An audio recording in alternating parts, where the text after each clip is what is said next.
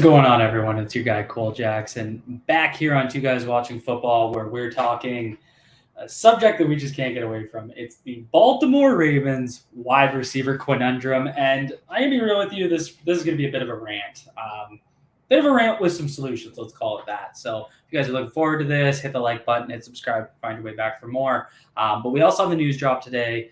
The Tampa Bay Buccaneers, the rich get richer, signed Julio Jones. Limp leg or not, still a big addition. He's going to be able to make plays for them. He was one of the few guys that I think the Ravens could have added at the wide receiver position to bolster their core going into week one, and it didn't happen, which is kind of we're used to it around here. And so a little bit of context, I think the way I felt over the last few drafts is it looked like the Ravens were really dedicated to building a wide receiver group. And I don't necessarily have an issue with the Marquise Brown trade. I know a lot of you out there are probably thinking we got a great return. We weren't going to pay him. We sold him well. And I agree. So I'm not saying that trading Marquise Brown and weakening the wide receiver core in that regard was necessarily a bad move. It was the lack of a residual move to replace him that frustrated me. So whether that be through the draft, so a guy like a George Pickens out there, Calvin Austin, sure. But some other guys that were kind of kicking around that they could have added. And then also there was some free agent options that the Ravens haven't made a play on, I guess we'll say.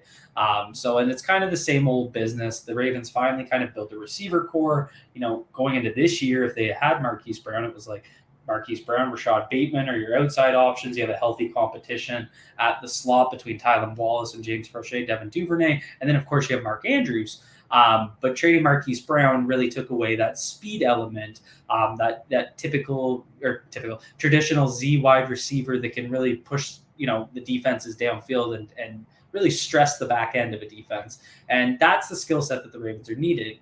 So, Julio Jones could have probably provided that. A lot of people felt that it was always unrealistic. I genuinely thought they could have made a play on him. They didn't. So, now what? And this is where, my frustrations and a lot of our frustrations are, they're perfectly valid. It's you kind of do need wide receivers out there that can make plays as, the year moves on, as you get into the postseason.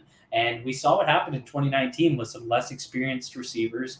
You saw a guy like Seth Roberts, who was always kind of a career journeyman, a career backup. He was kind of starting, had some drops. And then some other, mistakes around there. So, it's just that's where they need this experience. So what do they do from here? They have two options here. They either go the free agent route, which is getting slim, or they go the trade route. So let's talk about two free agent route guys that they could go and two trades. We'll start with the free agent route. The obvious one is Will Fuller. Will Fuller, I tweeted out today, you can say a prayer to the soft tissue gods that he could come in and stay healthy. Is it possible? Of course it is. He's always kind of been, a top receiver. He performs so well. He's always on a pace for 1,000-yard seasons when he's healthy, but he just can't stay healthy. So, that's the concern. You bring him in, he's going to fill the skill set you need. He's going to, be able to threaten defenses deep. He's going to be able to make big splash plays as defenses are committing to Lamar Jackson stopping the run game. But is he going to get hurt like Sammy Watkins did last year and then it's all for naught? Perfectly valid. But he's still a reasonable option out there that they could probably get on an incentive-laden deal. They could do a minor restructure to create that cap space to do it. So there's one. And the second, and the one that I think it's more interesting, is Odell Beckham Jr. And so hear me out on this one. The reason I like this is because I know some of you out there feel like we finally have drafted some guys like Prochet, Wallace, Duvernay, et cetera. Let them compete. Let's fill the void internally. But here's what Odell Beckham Jr. does for you. He's not going to be back. He's coming off the ACL. He's not going to be back till November, December. So he's kind of that late, down the, as we're, making a playoff push, going into playoffs, that's when he's going to come back and be able to contribute. So that gives the Ravens an opportunity to have that internal battle and give those guys opportunities through September, through October, into November, as Odell works his way back. And then if one of them pops off, like if a Tylan Wallace, proves to be, a player in this league, then Odell Beckham Jr. is working his way in slowly. He's not thrust back in. They can kind of, rehab him back into the system, and you're just adding a weapon to an already solid wide receiver core assuming that was filled. If not, what better, think about 2019. Imagine we had Odell Beckham Jr. coming in, going into December, going into the playoffs. How much would he have helped? So I think that's one of my preferred options because it gives you the best of both. You can test out your internal options, but you also kind of safeguard it by having a guy that's ready to contribute for your playoff push and into the postseason. And then there's the trade route. And so this is one that I think probably would fit what the Ravens want to do.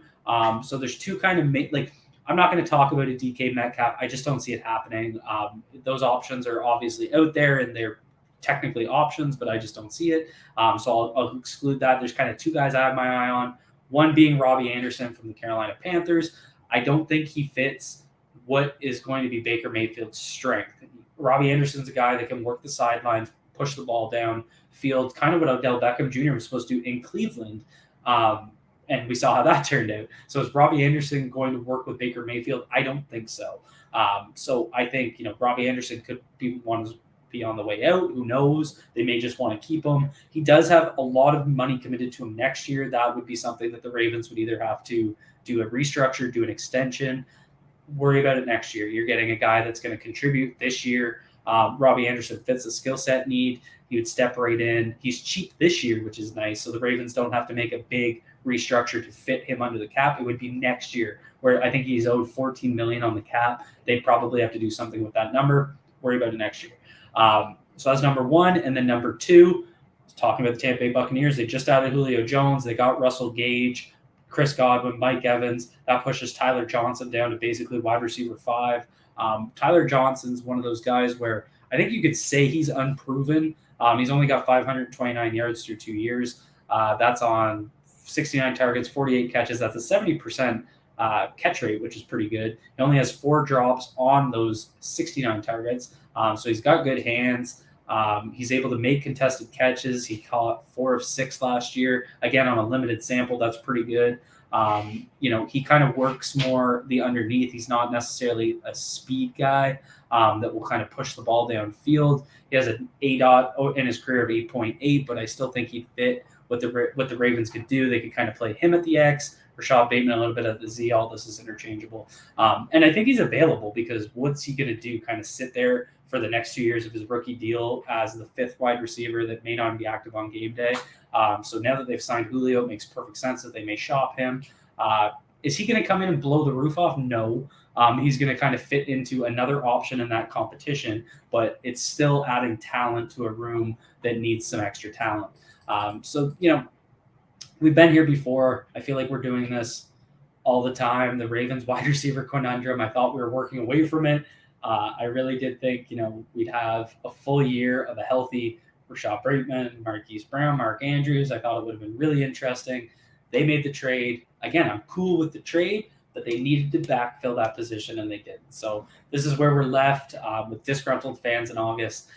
If you guys like this rant, if you guys want to hear more shorter rants like this, or not rants, but shorter podcast type feel pieces, hit the like button, drop a comment down below. Let me know what you guys think. How do you want to solve this problem? Is it a problem? Maybe I'm out to lunch. Tell me if it's not. But that's all I got for you guys. Be good to yourselves. Be good to each other. Peace out, everyone.